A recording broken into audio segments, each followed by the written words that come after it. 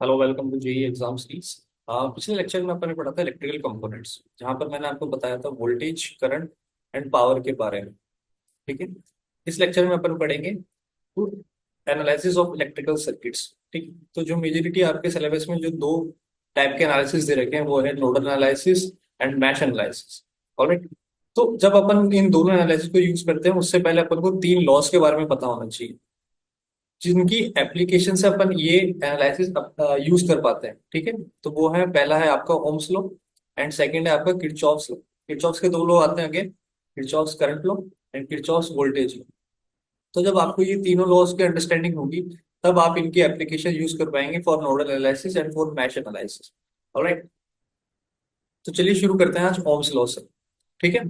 तो जैसे Ohm's law में तीन फैक्टर होते हैं। ओम्स लॉ बेसिकली एक रिलेशनशिप होता है between voltage, current and resistance. Voltage and current के बारे में आपको मैं पिछले लेक्चर में बता चुका हूँ।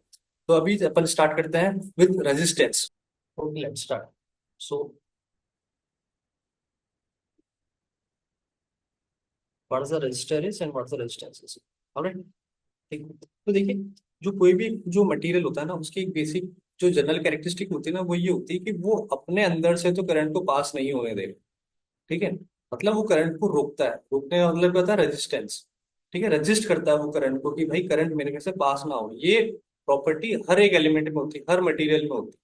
ठीक है। तो जो स्मार्ट चॉइस होती है कि वो मटेरियल चूज करो, क्योंकि अपन को करंट का फ्लो ही इलेक्ट्रिकल इंजीनियरिंग है, तो अपन को वो मटेरियल चूज करना है जिसमें रेजिस्टेंस मिनिमम हो। ऑलराइट। तो जब अपन रेजिस्टेंस पढ़ते हैं तो उसकी बेसिक यही रहता है कि ये जो जनरल कैरेक्टरिस्टिक होती है, ठीक है, to resist the flow of electric charge. ठीक है। इस प्रॉपर्टी को क्या बोलेंगे अपन? प्रॉपर्टी को रेजिस्टेंस बोलेंगे। ऑलराइट। तो रेजिस्टेंस होगा, ये मेजरली दो फैक्टर पे डिपेंड करेगा। एक तो मटेरियल की लेंथ पे। जाहिर सी बात है कि अपन कौन कौन सा मटेरियल यूज कर रहे हैं। ठीक है। जितना लंबा होगा उतना ज्यादा रेजिस्टेंस होगा। प्लस इसका क्रॉस सेक्शनल एरिया, इसका एरिया अलग है, इसका एरिया अलग है। तो जाहिर सी बात है इन दोनों पे भी डिपेंड करेगा। ठीक है। और एक और तीसरी चीज पे डिपेंड करेगा, वो होगी रेजिस्टिविटी। ठीक है।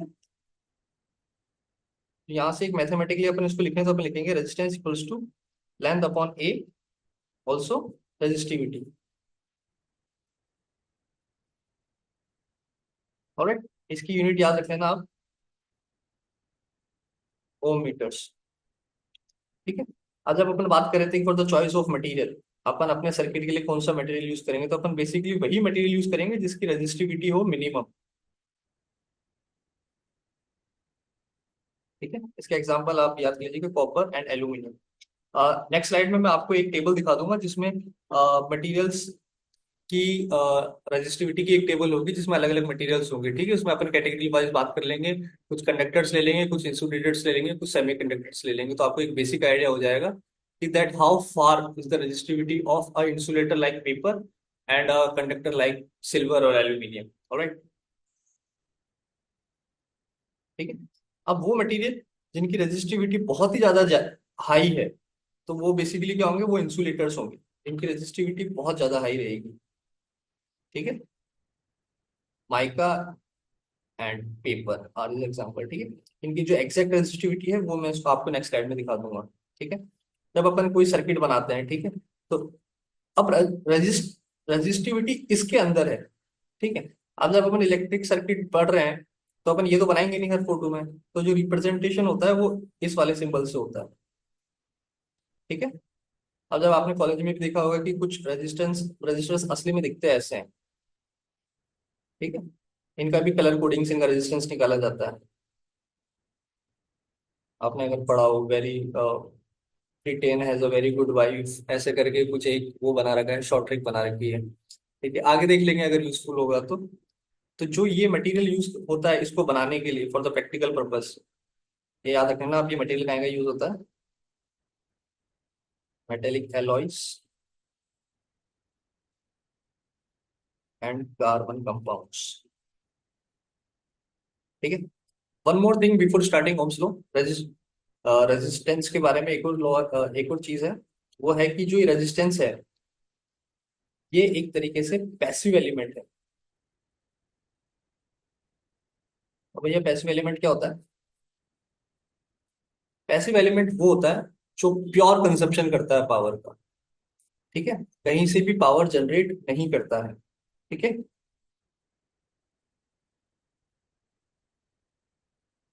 Only consumption of power and no generation, ठीक है। प्योरली पैसिव है, जब भी आप इसको सर्किट में लगाओगे ये पावर ही कंज्यूम करेगा by dissipating the heat. Alright, so this is all for the resistance. Now we will move for the Ohm's law, ठीक है।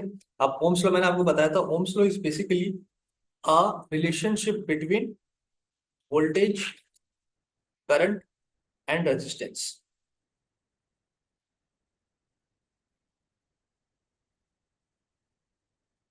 ओम्स लॉ ने क्या बताया था, एक साइंटिस्ट थे जॉर्ज साइमन ओम, उन्होंने ये रिलेशनशिप स्टैब्लिश करा था, ठीक है। जब अपन इसके बारे में पढ़ते हैं तो देखते हैं कि एक कोई रेजिस्टेंस है किसी सर्किट में। Alright, let's say this is the voltage source जो इसको सप्लाई दे रहा है। Now current is flowing through it. Alright, तो ओम्स लॉ मतलब ये एक प्रैक्टिकल है, ठीक है, उस प्रैक्टिकल की फाइंडिंग्स है ये, कि जो वोल्टेज होगा ना इस रेजिस्टेंस के अक्रॉस,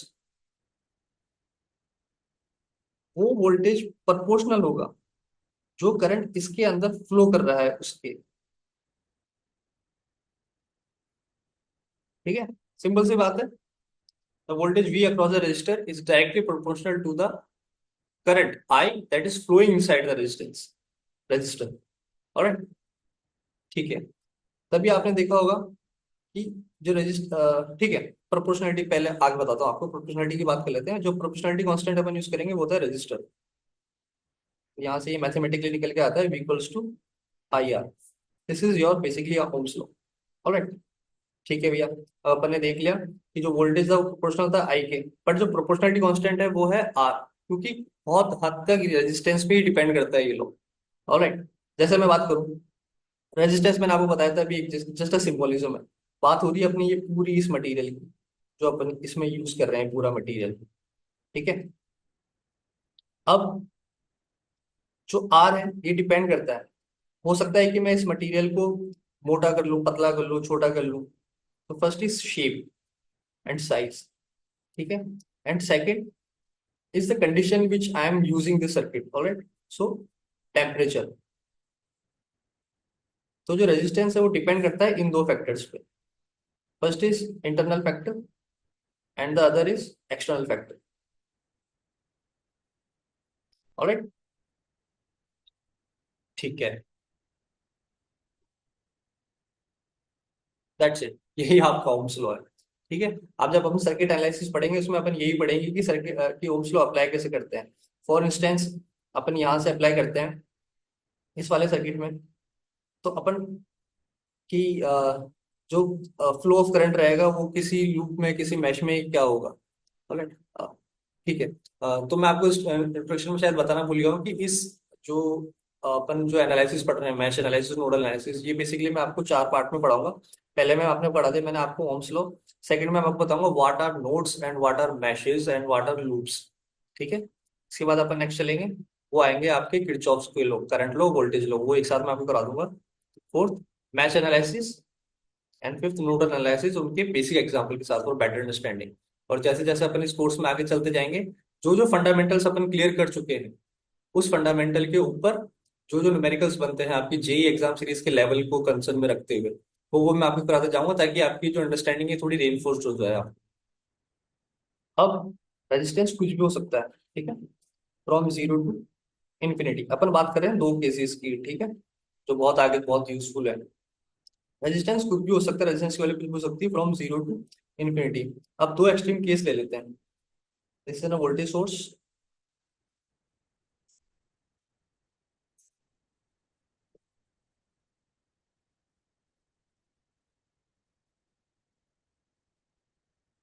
अब देखिए यहाँ पर क्या है, रेजिस्टेंस है ही नहीं, ठीक है।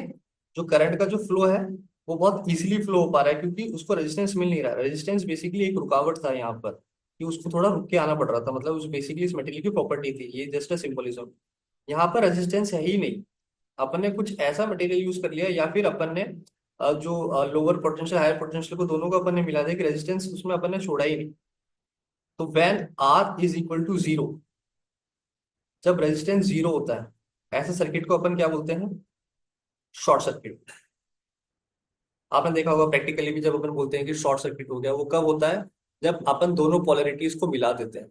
ठीक है। जब भी कोई टर्मिनल आता है, कहीं से भी पावर आ रही है आपकी, डजेंट मैटर एसी है या डीसी है, तो पावर का बेसिक पर्पस है किसी अप्लायंस को पावर सप्लाई देना, उसमें करंट फ्लो करवाना। ऑलराइट।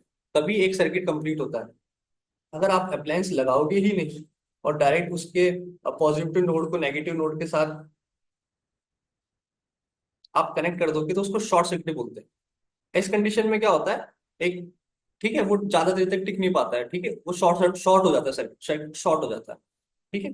इस वाली कंडीशन पे क्या होता है कि जो आपका करंट होता है वो इनफाइनाइट चल जाता है। रीजन ये रहता है, यहां से देख लीजिए आप। ठीक है। अगर आर जीरो होगा तो current will be infinite. Alright. And second condition is when resistance is infinite, बहुत सारा रेजिस्टेंस है यहाँ पे, नो वे आपके इलेक्ट्रॉन्स यहाँ से ट्रेवल करके यहाँ तक जा सकते हैं। देयर इज नो वे। इसलिए इसको बोलते हैं अपन रेजिस्टेंस इज इनफाइनाइट। अब अगर जब आपका रेजिस्टेंस इनफाइनाइट होगा तो आपका करंट क्या निकल के आएगा? जीरो। प्रैक्टिकल सेंस में देखिए, करंट पास ही नहीं हो पाएगा क्योंकि ये सर्किट ओपन ही है। This is called as open circuit. All good. One more thing, जो रेजिस्टर्स होते हैं जो ओबे करते हैं ओम्स लॉ को, ओम्स लॉ को ओबे करना मतलब जहां पर वोल्टेज प्रोपोर्शनल होता है आई के, ठीक है, तो जो ओबे करेंगे ओम्स लॉ को उनको कहा जाता है लीनियर रेजिस्टेंस।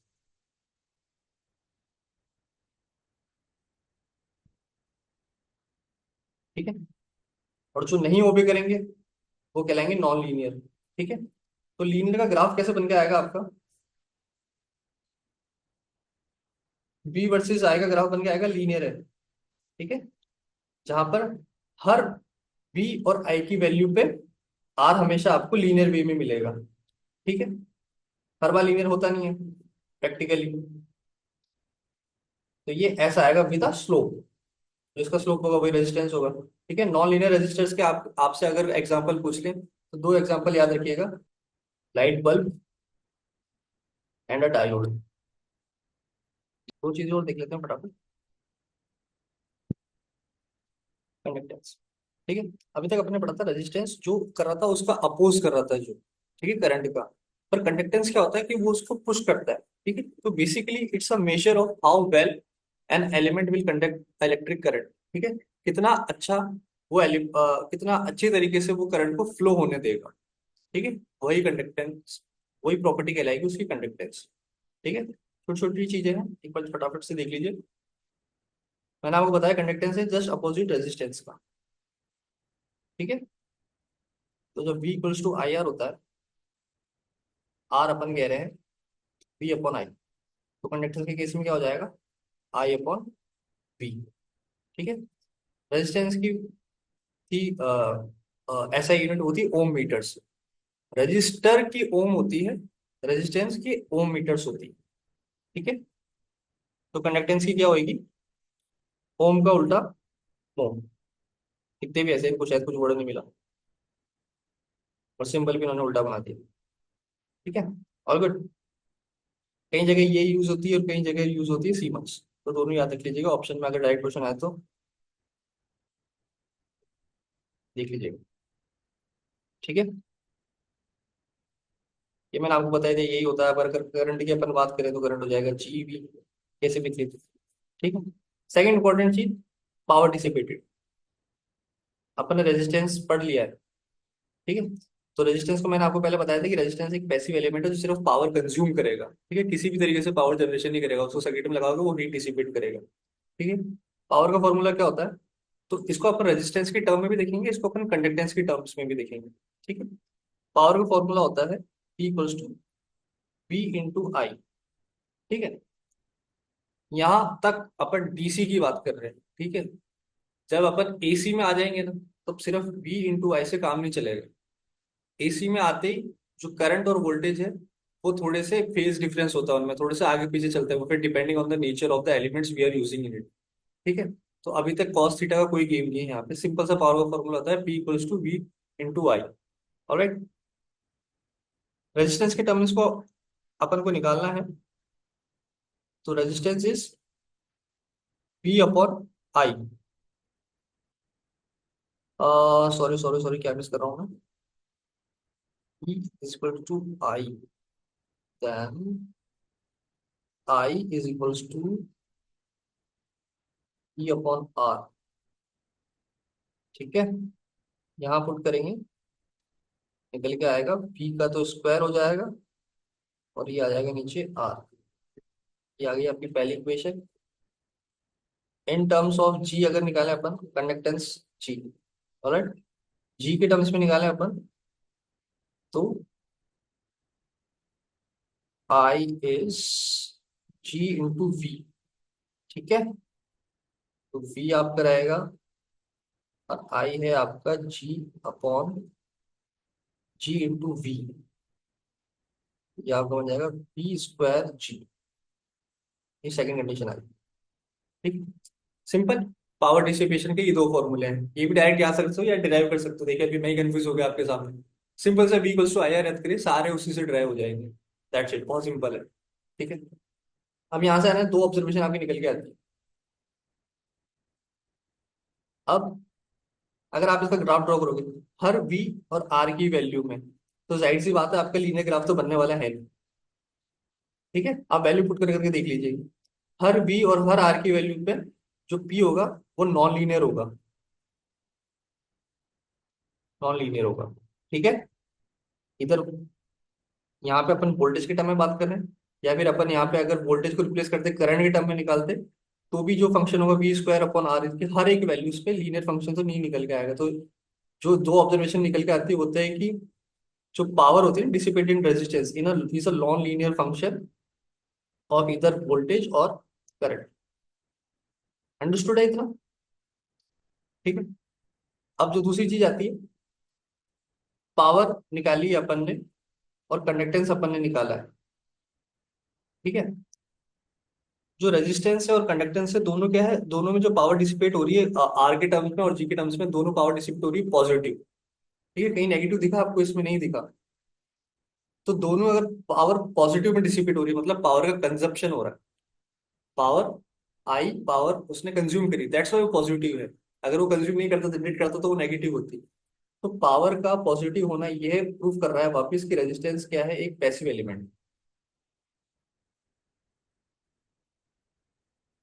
All good. तो चलिए, इससे ज्यादा इस टॉपिक में कुछ है नहीं, अपन ने पढ़ लिया है ओम्स लॉ।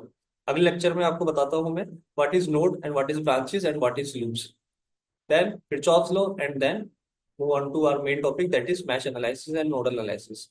मेन टॉपिक नहीं कहूंगा मैं इसको, मेन टॉपिक ये भी है, क्वेश्चन यहाँ से ही बनते हैं। सिलेबस में नोडल और मैश एनालिसिस को मेंशन करने का यही कि बच्चा ये भी पढ़ के वहां पर आए। ठीक है। सारी चीजें मेंशन कर देते तो सिलेबस बहुत ज्यादा दिखता। वैसे भी इलेक्ट्रिकल सर्किट्स का जो सिलेबस मैंने आपको पहले वीडियो में दिखाया था, सेकंड वीडियो में, तो वो बहुत ज्यादा है in compare to other syllabuses. जो भी सारे टॉपिक्स है उनके सिलेबस में बहुत कम कम सिलेबस है, इलेक्ट्रिकल सर्किट्स का ही मेन है। तो सबसे लंबा भी यही खींचेगा। बाकी जो सब्जेक्ट्स हैं वो फटाफट फटाफट कंप्लीट होते जाएंगे आप।